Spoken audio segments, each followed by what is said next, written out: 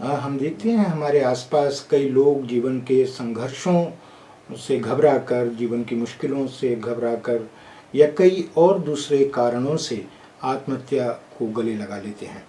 आत्महत्या self harming behaviour का एक प्रकार है जो मानसिक स्वास्थ्य की एक बड़ी समस्या के रूप में हमारे सामने उभर रही है।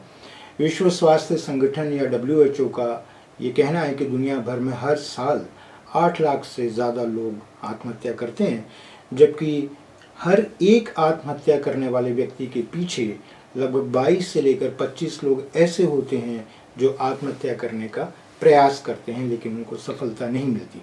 आत्महत्या के कारणों की अगर हम बात करें तो उसके लिए कई कारण जिम्मेवार हैं।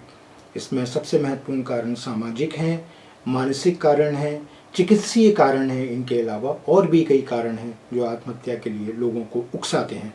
हर आत्महत्या एक दुर्घटना होती है जिसका परिवार, समाज और देश पर बहुत विपरीत प्रभाव पड़ता है।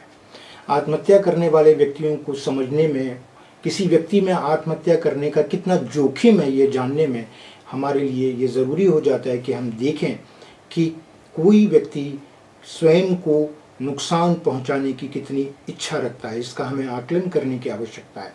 क्या उस व्यक्ति ने पहले से आत्महत्या का कोई प्रयास किया है तो उसकी परिस्थितियां, उसकी तीव्रता कितनी थी, उसके भी आकलन करना ज़रूरी होता है। क्या व्यक्ति को कोई मानसिक रोग है, इसकी भी जांच करनी और करवाने की आवश्यकता होती है।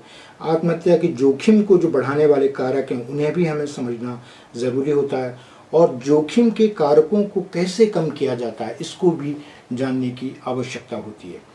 कोई अगर आत्महत्या की बात करता है, कोई अगर आत्महत्या के तरीकों को खोजने की कोशिश करता है, कोई अगर अपनी विल या वसीयत लिखता है, या कोई बार बार इस तरह की डिप्रेसिंग, उदासी और जीवन से भागने की बात करता है, तो उसके लिए हमें क्या करने की ज़रूरत है, इसको ध्यान में रखा जाना चाहिए। किसी व्यक्ति में अगर आत्महत्या का विचार आए और अगर वो आपके साथ शेयर करता है, आपके साथ बांटता है, उस विचार को साझा करता है, तो उसको नकारें नहीं बल्कि उसको ध्यान से सुनें। पारिवारिक सदस्यों या उसके दोस्तों को ये पता लग जाए कि व्यक्ति नकारात्मक और आत्महत्या का विचार रखता है, वह उदास रहता है, तो उसको अकेला नहीं छोड़ें, उससे बातचीत करते रहें। ये बहुत ज़रूरी है ताकि उसके मन की बात पता चलती रहे, क्योंकि बात करने बहुत ज़रूरी है। बात करने से बनती है बात। उसके साथ साथ व्यक्ति को ये एहसास दिलाए जाने की ज़रूरत होती है कि जीवन हमेशा सर्वोपरि है, जीवन हमेशा मृत्यु से कई गुना ज़्यादा महत्वपूर्ण और सुंदर है, और उससे जुड़े रहना बहुत आवश्यक है। और लोगों को ज़रूरी है कि हम उनकी असफलताओं का सामना करने के लिए तैयार करें, उनको जीवन कौशल को बेहतर करने के लगातार प्रयास करें, उनके सामने सकारात्मक और संघर्षशील लोगों के उदाहरण हम रखें। व्यक्ति का अकेलापन दूर हो, उसमें सामुदायिकता की भावना का विकास हो, उसके लिए भी हम लोगों के साथ प्रयास करें। ये भी बहुत ज़रूरी है, अगर आपको मालूम पड़ता है कि व्यक्ति आत्महत्या संबंधी सोच रखता है तो उसके आसपास से ऐसी सारी चीज़ें हटा दें जिससे कि वो आत्महत्या के प्रयास कर सकता है।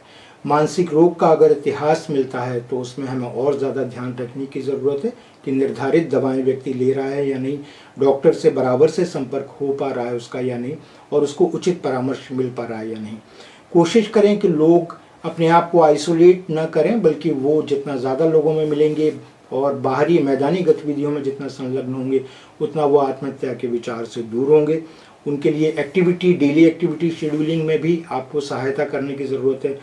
और ख़ास तौर से बच्चों में जो आत्महत्याएं बढ़ती हैं, युवाओं में, किशोरावस्था में जो आत्महत्याएं बढ़ती हैं, उसके लिए ज़रूरी है कि आप बच्चों के साथ में एक सकारात्मक कम्युनिकेशन बनाएं, एक बेहतर संवाद बनाएं, बच्चों को अपना दोस्त बना करके उनके साथ बातचीत करें और उनके मन में क्या समस्या है, किस तरह की उलझनें हैं, उसको समझने का प्रयास करें। तो मानसिक स्वास्थ्य, स्वच्छता माने मेंटल हाइजीन भी यहाँ बहुत ज़रूरी है। मानसिक स्वास्थ्य साक्षरता की भी यहाँ बहुत ज़्यादा ज़रूरत है, जिसके बारे में हमें पढ़ना और विशेषज्ञों से बात करके उसको समझना चाहिए। अगर लगता है कि कोई व्यक्ति आत्महत्या के विचार रखता है, उसको उदासी है या कोई और गहरा तनाव है और वो उससे उबर नहीं पा रहा है, तो आप अपने ज़िले स्थित मनकक्ष में जाइए, ज़िला चिकित्सालय स्थित मनकक्ष में जाइए। वहाँ पर आप मनोचिकित्सक, चिकित्सा मनोवैज्ञानिक से परामर्श लीजिए, और यदि आप यह भी नहीं कर पाते हैं तो आप टेलीमानस पर 14416 पर कॉल करके आप परामर्श ले सकते हैं।